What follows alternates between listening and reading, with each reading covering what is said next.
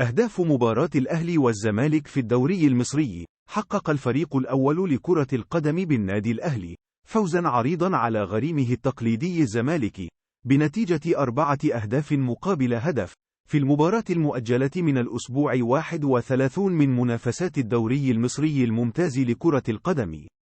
أهداف الأهلي والزمالك اليوم.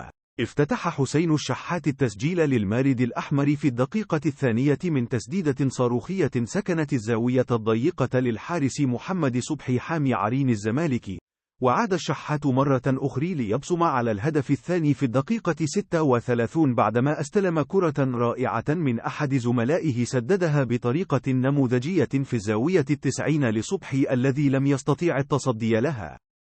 وشهدت الدقيقة 45 إحراز الدولي التونسي على معلول الهدف الثالث لصالح الأهلي بعد تسديدة قوية سكنت الزاوية اليسرية لصبحي حارس القلعة الحمراء.